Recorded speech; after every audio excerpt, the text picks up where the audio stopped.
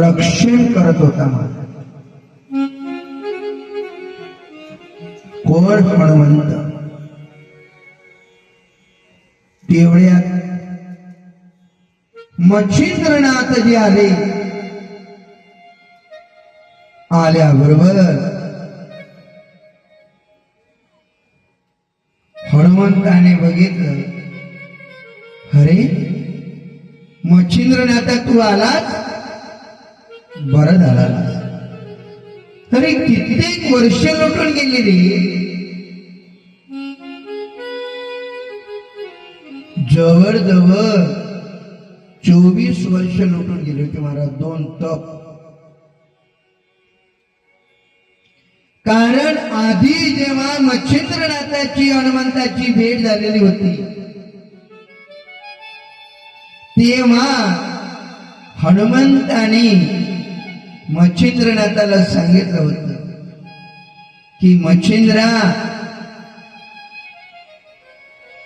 मी मैनाकिनीला, स्त्री राज्याची राणी मैनाकिनी, मी मैनाकिनीला वचन दिलेलं आहे की तुमच्या सर्व इच्छा पूर्ण करण्याकरता मच्छिंद्रनाथ येणार आहे. कोण म्हणाला? हनुमंत. मच्छिंद्रनाथा, आणि तू मला वचन दिलेलं होतं की 12 वर्ष पूर्ण झाल्यानंतर येणार. आणि एक लक्षात ठेवा, भगवंत म्हणा की संत म्हणा एक वचनी असतात. कसे असतात? एक वचनी. आपण नाही. आपण दिलेल्या वचनाचंही पालन करत नाही. तुम्ही म्हणाल महाराज कसं? जर वर्गणीवाले आले, तुम्ही 1000 रुपयाची पावती पाडता, सदा चली आई प्राण जाए पर वचन न जाई, प्राण जाए पर वचन जाई. हो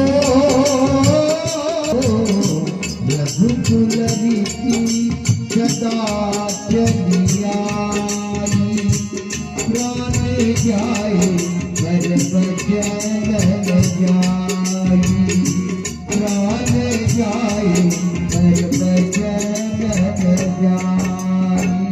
रघुकुल रीति सदा चली आई, प्राण जाए पर वचन न जाई. रघुकुल रीति सदा चली आई, प्राण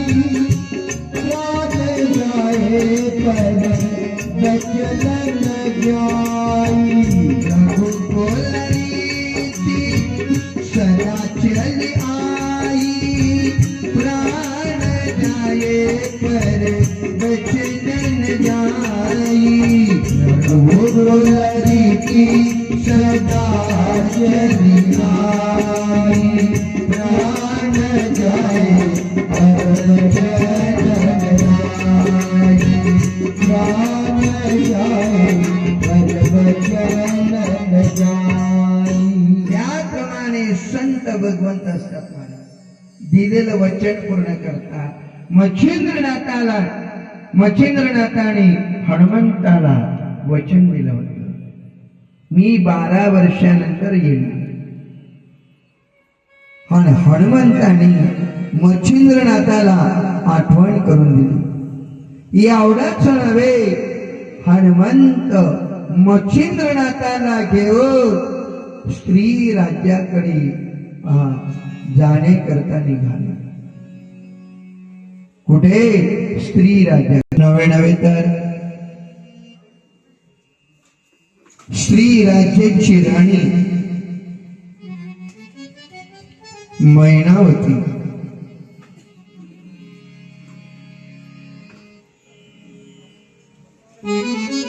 सिंहासनावर विराजमान होते. तेवढ्या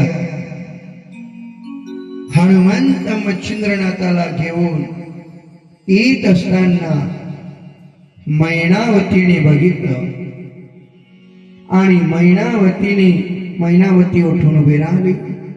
पुढे जाऊन त्यांचं आतमध्ये त्या हनुमंताला आणि मच्छिंद्रनाथाला घेऊन येऊ लागले. हनुमंत आणि मच्छिंद्रनाथाला सिंहासनावर बसवलं आणि मैनावती हात जोडून गेली.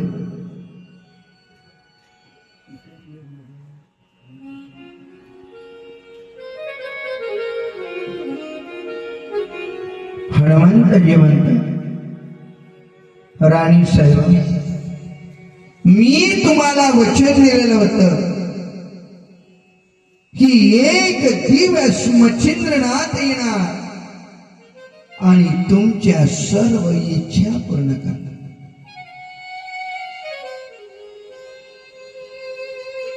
कारण हनुमंत स्त्री राज्यामध्ये का आला होता? श्रीराम आणि सीतेच्या आज्ञेप्रमाणे. हनुमंताने नकार दिला, मी स्त्री राज्यामध्ये जाऊ शकत नाही. परंतु श्रीराम आणि सीतेच्या आज्ञेने हनुमंत स्त्री राज्यामध्ये आला आणि त्यांच्या भूभुकाराने त्या स्त्री राज्यातल्या स्त्रिया गर्भवती राहू लागल्या. कारण त्या स्त्री राज्यामध्ये पुरुषांना प्रवेश नव्हता. परंतु हनुमंताने मैनावतीला वचन दिलेलं होतं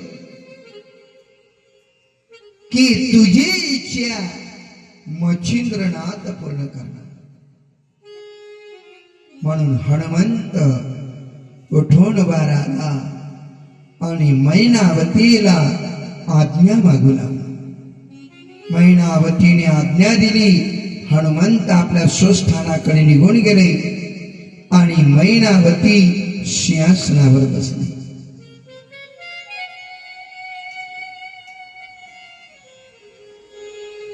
एक लक्षात ठेवा, काही लोक याच्यावर टीका करतात ना की मच्छिंद्रनाथ तर जोगी होता, मग त्याने संसार केला. बरोबर आहे ना?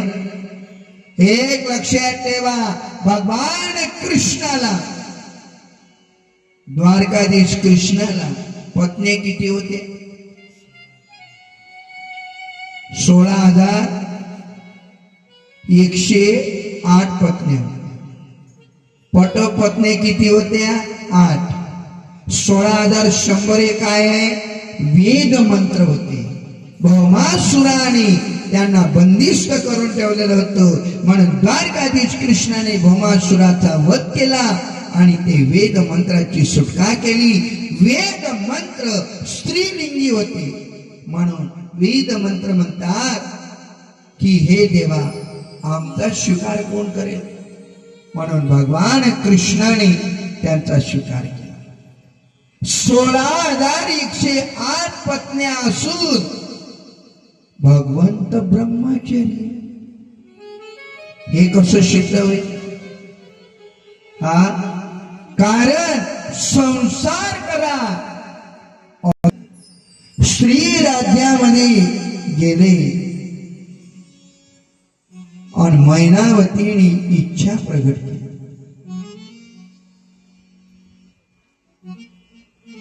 तेव्हा मच्छिंद्रनाथापासून मैनावतीला गर्भ राहिला. 9 मास 9 दिवस पूर्ण झाले आणि मैनावतीने एका मुलाला जन्म दिला. त्याचं नामविधीकरण केलं आणि त्याचं नाव मीननाथ ठेवलं. काय ठेवलं? मीननाथ.